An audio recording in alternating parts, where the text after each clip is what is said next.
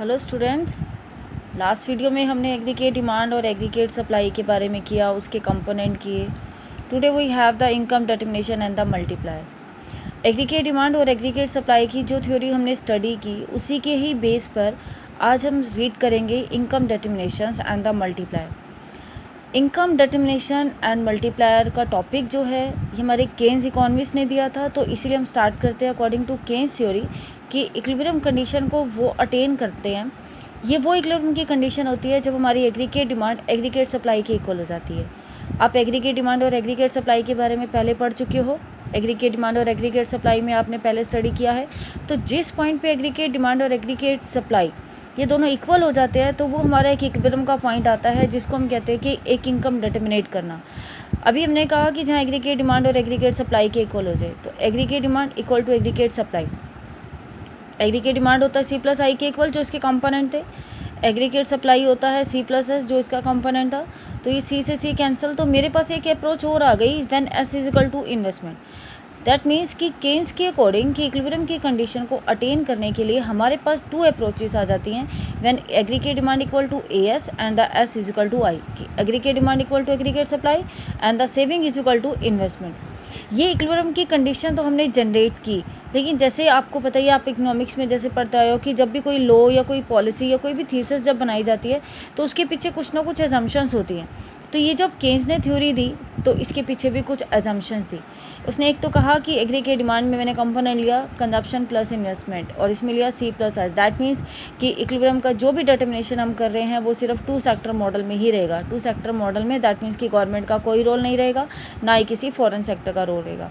Investment यहाँ पे हमारी ऑटोनोमस रहेगी। ऑटोनोमस का मतलब कि कांस्टेंट रहेगी। इन्वेस्टमेंट के मैंने आपको दो पार्ट बताए थे, इंड्यूस इन्वेस्टमेंट और ऑटोनोमस इन्वेस्टमेंट। इंड्यूस इन्वेस्टमेंट होती है जो हमारी इनकम के लेवल के साथ साथ चेंज होती रहती है, एंड ऑटोनोमस इन्वेस्टमेंट का मतलब कि जो हमारी कांस्टेंट रहती है, कि मेरे इनकम का लेवल कितना भी बढ़ जाए या कम हो जाए, बट मेरी इन्वेस्टमेंट कांस्टेंट ही रहेगी। देखो, इन्वेस्टमेंट कभी कांस्टेंट नहीं रहती है, इन्वेस्टमेंट कभी कम ज़्यादा होती है, लेकिन हम यहाँ पर फिर भी एज्यूम कर रहे हैं कि ये कांस्टेंट है। इन्वेस्टमेंट कांस्टेंट होती है, बट सिर्फ शॉर्ट टाइम पीरियड के लिए होती है। एक लॉन्ग टाइम पीरियड में हम कहीं ना कहीं अपनी इन्वेस्टमेंट को बढ़ाते ही हैं। तो हमारी एक एजम्पशन ये भी बनती है कि ये जो हम इक्विलिब्रियम आउटपुट की जो स्टडी कर रहे हैं, ये सिर्फ एक शॉर्ट रन में ही करेंगे। अब फर्स्ट अप्रोच आती है when aggregates is equal to aggregate supply. ये अप्रोच क्या कहती है कि जब एग्रीगेट कर्व रिप्रेजेंट करता है सी प्लस आई के कर्व को हमारे इनकम के डिटरमिनेशन में, और ए एस जो है वो हमारे टोटल आउटपुट को दिखाता है गुड्स एंड सर्विसेज के, जिससे हमारी नेशनल इनकम को भी हम डिप्राइव करते हैं। और नेशनल इनकम का कर्व जो है वो हमारा सी प्लस एस का जो भी कर्व होता है वो एक 45 डिग्री के एंगल पर होता है। लाइक जैसे अब मैं डायग्राम में आपको दिखा रही हूँ, मैंने आपकी टेबल भी वही यूज़ की है जो आप मैंने पहले यूज़ की थी, कंजप्शन सेविंग इन्वेस्टमेंट। अब यहाँ पे मैंने एग्रीगेट डिमांड को कैलकुलेट किया कैसे, सी प्लस आई। तो आप ये सी और प्लस आई को ऐड करते जाएँ, 40 plus 40, 120 plus 40, 200 plus 40, 280 plus 40, 360 plus 40। तो ये मैंने एग्रीगेट डिमांड किया। एग्रीगेट सप्लाई होता है सी प्लस एस, तो सी प्लस एस कंजप्शन और सेविंग को, ये दोनों को आप एडिशन करेंगे तो आपके पास एग्रीगेट सप्लाई आएगा। एक स्टेज पे देखो कि ये दोनों इक्वल हो गए, 400 400 ये दोनों इक्वल हो गए। तो ये वो मेरे इक्विलिब्रियम का पॉइंट आ गया जहाँ पर एग्रीगेट डिमांड एग्रीगेट सप्लाई के इक्वल है, और इसी स्टेज पे सेविंग और इन्वेस्टमेंट भी इक्वल है। यही टेबल मैंने अपनी पहले भी वीडियोज़ में यूज़ किया है, मैं वही टेबल ही यूज़ करी हूँ। अब इसको 3 स्टेजेस में डिस्क्राइब किया। ये वो स्टेज है when the aggregate demand is greater than aggregate supply. ये स्टेज है when aggregate demand equal to aggregate supply. ये स्टेज है when aggregate demand is less than aggregate supply.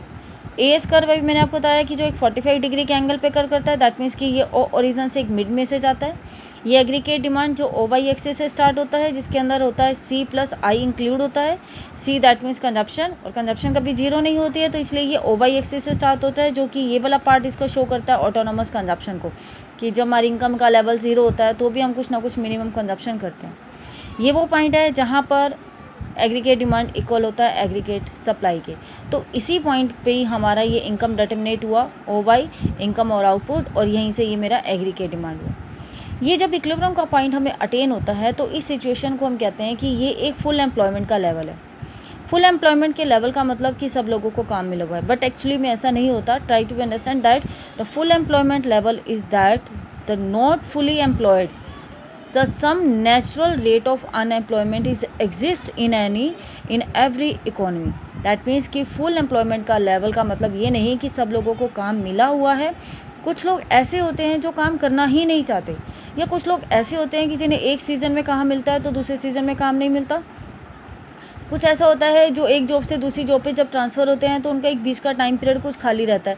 तो एक नेचुरल रेट ऑफ अनएम्प्लॉयमेंट हर एक economy में exist करती ही है। हम इसे सिचुएशन को फुल एम्प्लॉयमेंट का लेवल मानते हैं, क्योंकि जैसे हमने यहाँ पर एज्यूम किया था कि हम ये एक शॉर्ट टाइम पीरियड की एनालिसिस कर रहे हैं, तो ये जो शॉर्ट टाइम पीरियड की एनालिसिस है तो उसमें ही हम कहेंगे कि ये फुल एम्प्लॉयमेंट का लेवल है। बट अदरवाइज फुल एम्प्लॉयमेंट का लेवल कभी भी किसी भी इकोनॉमी में एग्जिस्ट नहीं करता। There are the some natural rate of unemployment is exist in every economy. ये ई पॉइंट तो मेरे पास इक्विलिब्रियम का पॉइंट आ गया एक शॉर्ट टाइम पीरियड में। बट जैसे मैंने टेबल में कहा कि मेरे पास 3 सिचुएशन आ गई, when aggregate demand greater than aggregate supply equal हो गया, और जब एग्रीगेट डिमांड लेस है, तो ये तो मेरी एक इक्विलिब्रियम की कंडीशन हो गई। लेकिन अगर ये वाली कंडीशन है when aggregate demand is greater than aggregate supply, तो क्या किया जाएगा? तो क्या किया जाता है, देखो आप एक सिंपल सी प्रैक्टिकली ही सोचिए कि when aggregate demand is greater than aggregate supply, aggregate demand ज़्यादा है, सप्लाई कम है, लोग डिमांड कर रहे हैं, सप्लाई नहीं है, प्रोड्यूसर क्या करेगा? और गुड्स प्रोडक्शन करेगा। बट शॉर्ट टाइम पीरियड की एनालिसिस में हम करें तो शॉर्ट टाइम पीरियड में वो कैसे अपने प्रोडक्शन को बढ़ा सकता है? कैसे करेगा?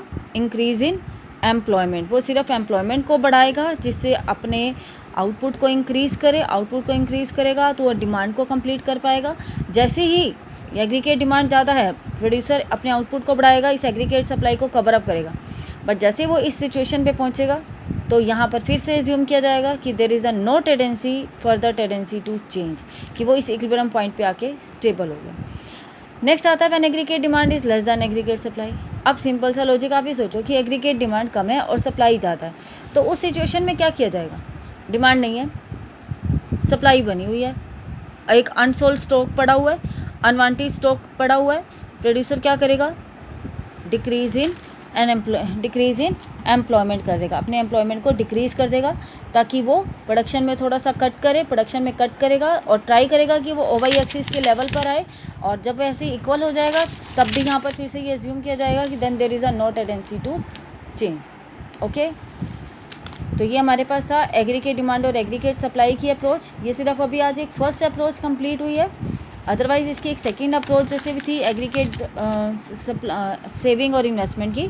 तो अभी आप सिर्फ आज इतना ही कीजिए, एग्रीगेट डिमांड और एग्रीगेट सप्लाई की अप्रोच। Okay, thank you.